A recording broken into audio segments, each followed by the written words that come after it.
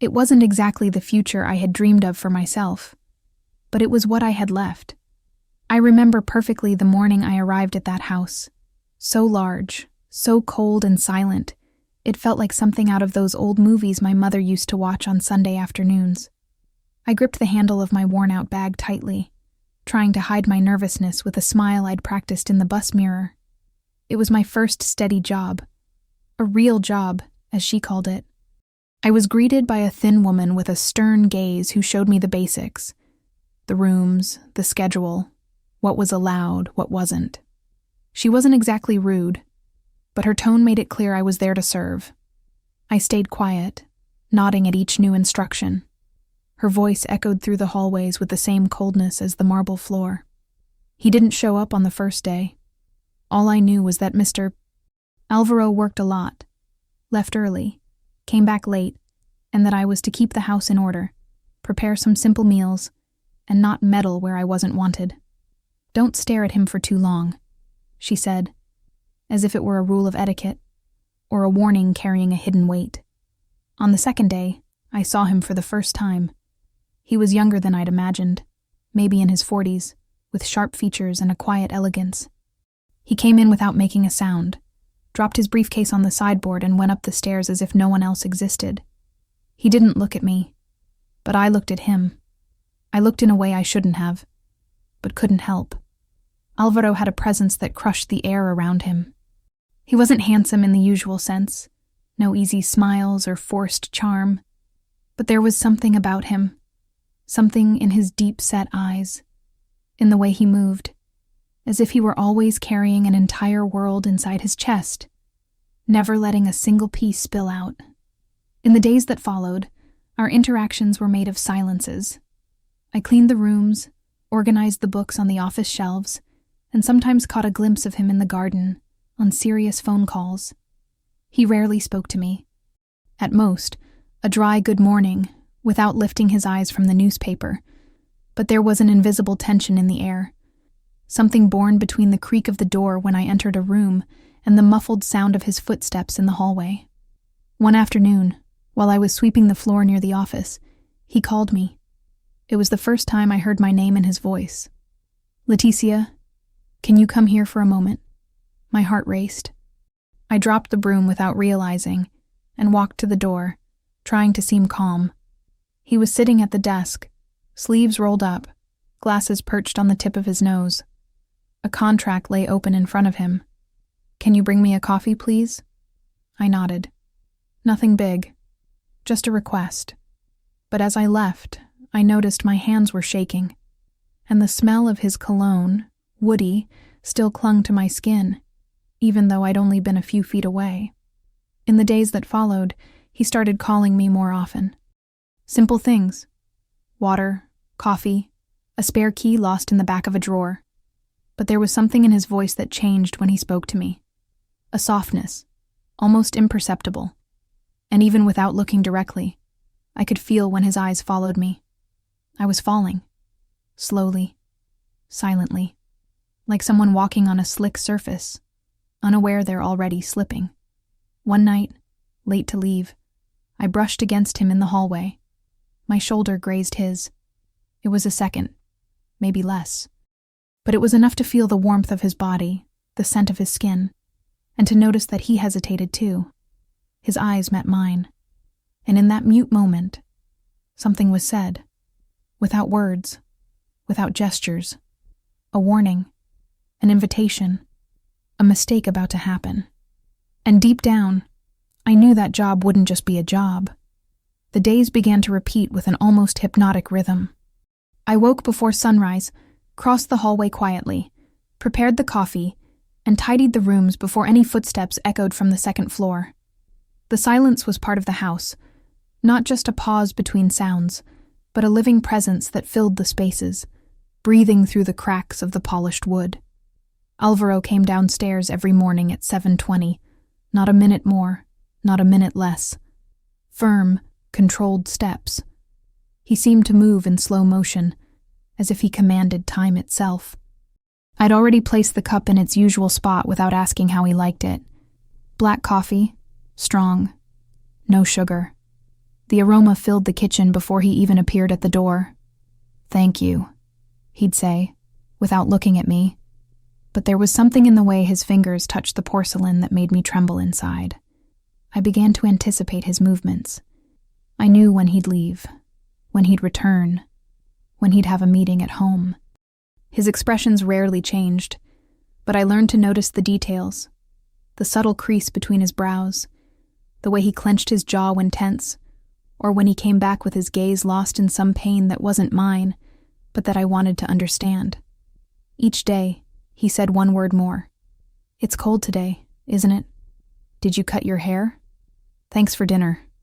Simple words, but in his mouth, they seemed to carry weight. Each sentence was like a step beyond the line we both pretended not to see. Sometimes, I heard him playing the piano at night. It was the only time he seemed vulnerable. The sound came from the living room, muffled by thick walls, like a lament stored away for years. I'd stop what I was doing and let myself linger, listening, hidden in the dim hallway, as if hearing him was a way to touch him without being seen. And then there were the glances.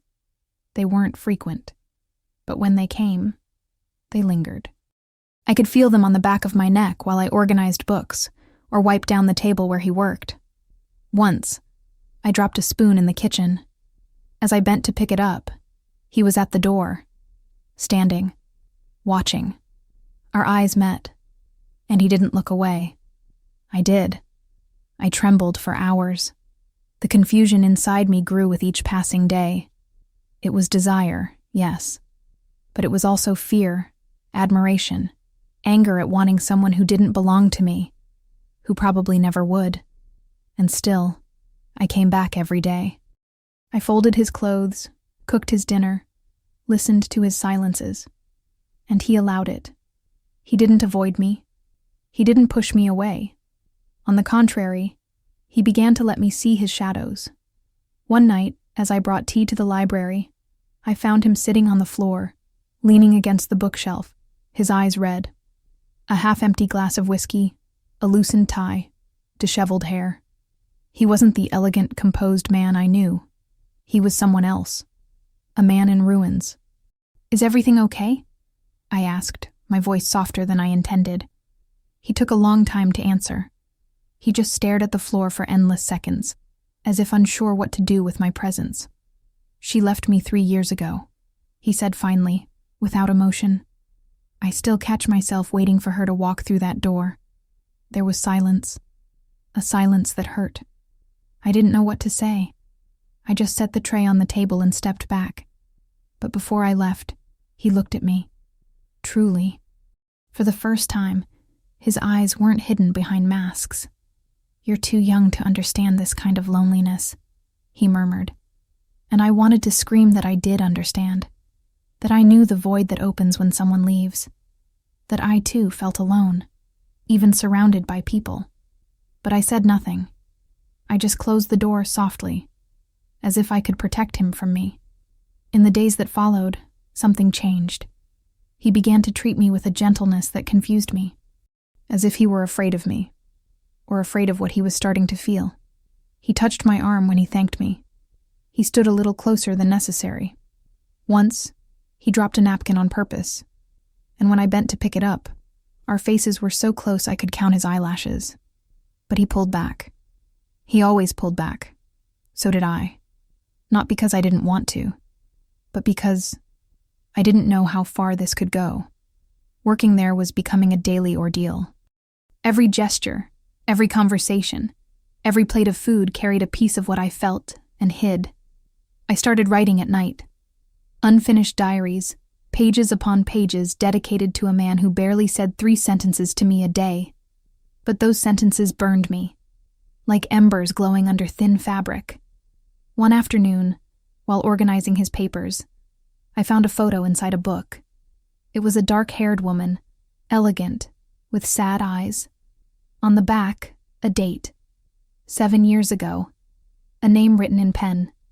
Camilla. I closed the book slowly, as if I'd trespassed on something sacred. And then I understood. His loneliness had a name, a face, a story I'd never fully know. But even so, I was there. Every day. Waiting for a gesture. A mistake. A dive into the abyss growing between us. And he was there too. Like someone who knows they're about to commit a sin and secretly hopes to be forgiven in advance. That night, the rain started before sunset. Heavy, relentless, pounding against the windows with the force of a warning. I'd already finished dinner and cleared the dishes when I noticed the office lights were still on. It was rare for him to stay there so late. Usually he ate in silence and went upstairs, carrying his loneliness as familiarly as his suit. Something about his delay unsettled me. I approached the hallway slowly, barefoot on the cold floor, trying not to make a sound. The silence of the house was denser when it rained, as if the rooms listened more closely. I knocked lightly on the half-open door, hesitating. "Mr. Alvaro?" No response. I pushed the door gently and saw him there, seated at the desk, head bowed, hands pressing his temples as if trying to expel his own thoughts. The lamp cast a warm glow over his pale skin. A nearly empty bottle of wine sat beside him. "Is everything okay?" I asked, like someone who already knows the answer, but needs to hear it from the other's mouth. He raised his eyes slowly. They were red, but there were no tears. Just exhaustion.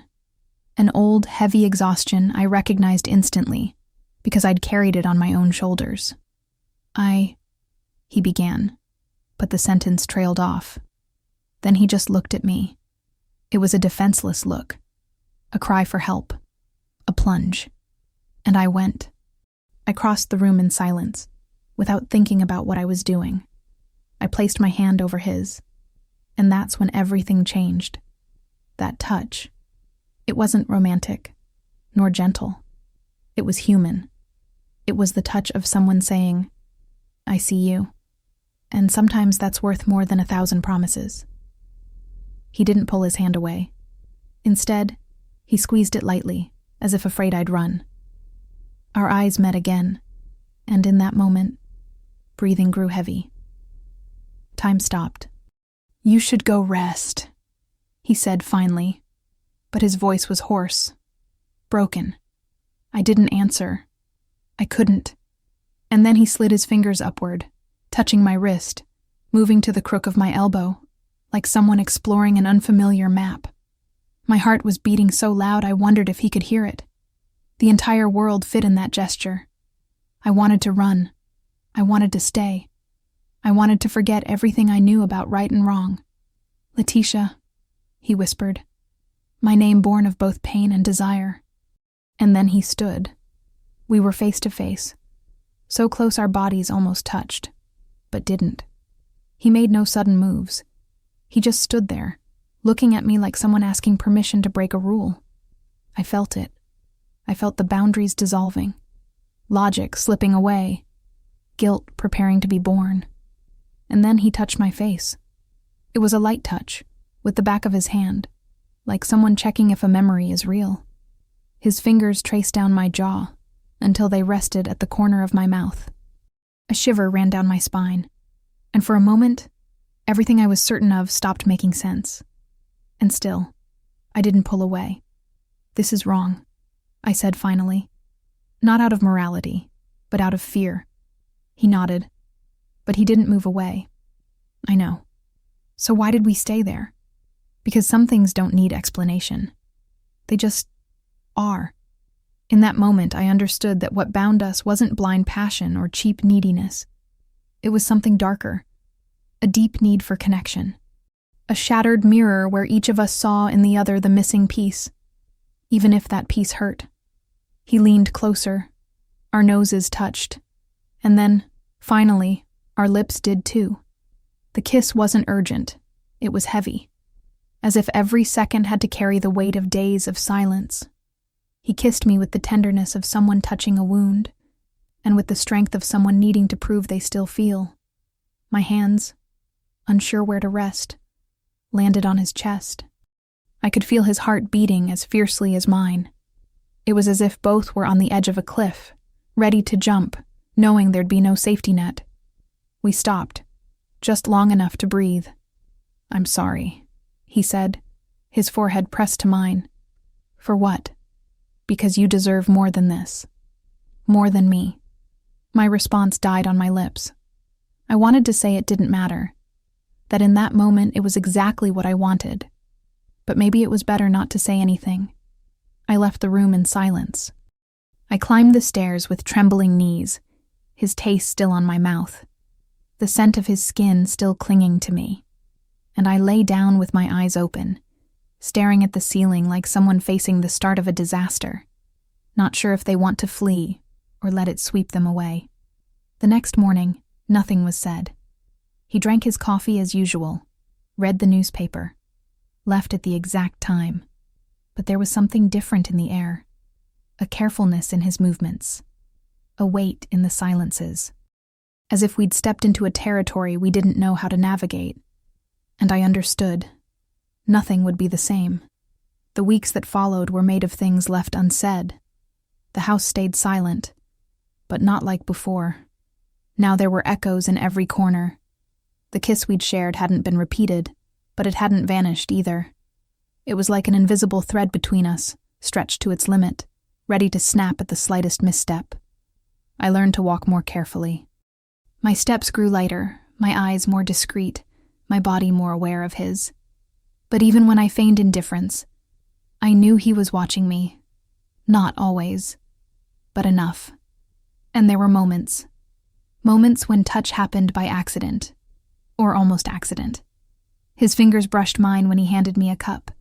His arm grazed mine when we passed in the narrow hallway. Once, while helping me reach a box on a high shelf, his hand rested on my waist a second longer than necessary. And each of those seconds lingered with me for days. The routine didn't change, but we did. In that house of heavy furniture and rehearsed silences, I felt part of something forbidden, something bigger than me, and at the same time, smaller, as if my existence had been reduced to that secret dynamic, to a dangerous game where I no longer knew who was leading whom. One night he came home later than usual, his face tired, tie askew, mood thin. "Meeting," he said simply, tossing his coat onto the living room sofa. I was about to go upstairs when he called me. "Stay." I turned slowly, surprised. "Do you want to talk about something?" He shook his head. He walked to the bar, poured himself a whiskey, and sat in the armchair. "Just stay," he repeated, as if saying, "Don't leave me alone." I sat in the opposite corner of the room, a little hunched, unsure what to do with my hands. The rain fell again outside, and for a few minutes, all we heard was the clink of ice in his glass. "You confuse me, Letitia." The sentence hit the floor like a piece of porcelain, fragile, unexpected. My heart sped up. "Why?" He turned slightly, but without looking at me. "Because you don't try anything, but you don't run either. You're here, every day, with that look that undoes me. But you pretend nothing happened." I stayed silent. Maybe because he was right. Maybe because I didn't even know what to do with all of it. "And what do you expect from me?" I asked finally. He looked at me, now fully, and his eyes were dark. "I don't know." I stood slowly. "Then maybe it's better if I go." "Leticia." The way he said my name stopped me cold. There was no authority, only desperation. "I'm not good at this," he confessed. "I don't know how to handle someone who sees me. Truly." That confession was more intimate than any kiss. And maybe that's what made me stay. I sat beside him, close enough to feel the warmth of his body. But I didn't touch him. He didn't touch me either. We sat there, in silence, like two survivors amid the wreckage. And that night, something deeper was born between us.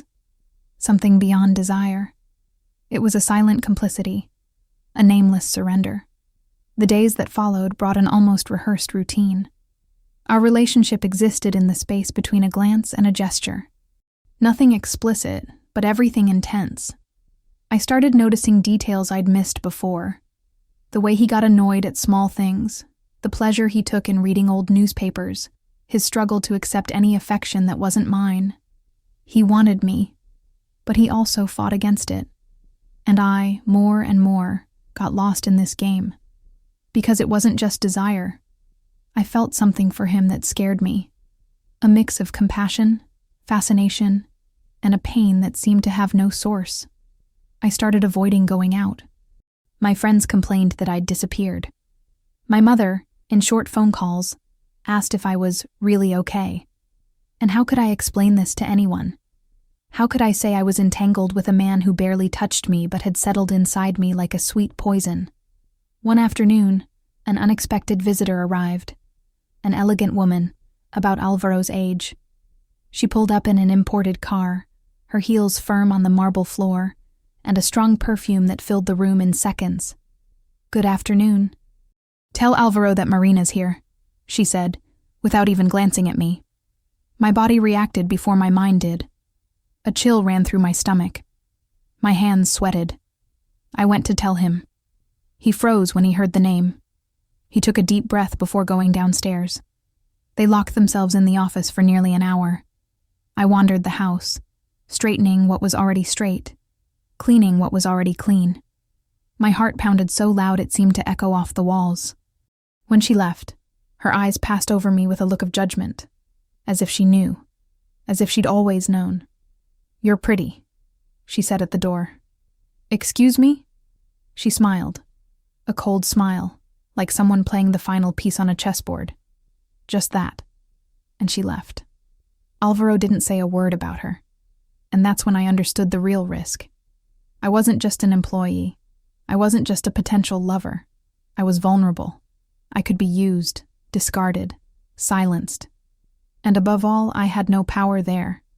But still, I stayed. Not because I was weak, but because even with fear, something there held me. An invisible bond that tightened with each day, each look, each touch not given. And that bond was about to break. The night fell with a warm, heavy wind, as if the world were breathing more slowly. I was already in bed when I heard the office door shut harder than usual. The clock showed nearly midnight. The sound of footsteps climbing the stairs was different. Heavy, resolute, as if he were tired of running. My room was simple. The bed against the wall, a light curtain fluttering in the breeze. I kept a small lamp on, like someone afraid to fall asleep in the dark and lose control of their own dreams. Then I heard the soft knock. "Leticia?" I got up, my entire body alert, even without knowing what was coming. I opened the door slowly. Alvaro was there, in the dim light, his face tired but his eyes alive. I can't keep pretending this isn't happening. I stayed silent. The air between us was thick with everything we'd never said. And still, there weren't enough words to describe what was going on inside me. He took a step forward. "If you tell me you don't want this, that this is wrong, I'll leave right now." My heart felt like it might break my ribs. I could say no. I could end it all right there. Avoid the abyss. But I didn't. Because in that moment, the fall had already begun. I stepped aside to let him in. It was slow, as if every movement asked for permission, as if there were still time to turn back. But there wasn't. When our hands touched, there was no hesitation. The body knew what the mind still resisted accepting. The kiss was different from the first. There was no more fear. There was hunger. There was certainty. A desire built up, compressed by weeks of silences, finally exploding in touches, in ragged breaths, in clothes falling to the floor with the urgency of those who know each other through skin. He laid me down gently, as if I were something sacred, as if he were apologizing before even touching me. "Tell me if I cross the line," he whispered, his eyes locked on mine. But the line had already been crossed the moment I let him in. The rest of the night was made of surrenders, not just of the body, but of the soul. In the touches, there was guilt. In the whispers, a silent plea for time to stop there, for the world not to find us. And for a few hours, it didn't. I woke before sunrise, my body still bare under the sheet. He was sitting on the edge of the bed, putting on the wrinkled shirt from the night before, staring out the open window. "Will you regret it?" I asked, my voice hoarse with sleep and fear. He turned slowly, his gaze tired but warm. "I'm already regretting it, but not for touching you, just for taking so long." That sentence broke me in two. I wanted to believe it. I wanted to hold those words like a shield against what was coming. He leaned closer and kissed my forehead with a tenderness that unraveled me inside. At that moment, I asked him to take out his tool so I could clean everything and leave it spotless. And so I did. I gave him such a treatment that he wondered why he hadn't done this before, and I kept cleaning until he let out everything he had. Afterward, he said, "I need to go. If anyone finds out, if Marina finds out." He paused, sighed. "This all comes crashing down. Then this has to be a secret." I replied, "Of course, yes." And we carried on for a long time, me waiting for him and cleaning his tool nearly every night, and him always giving me that task.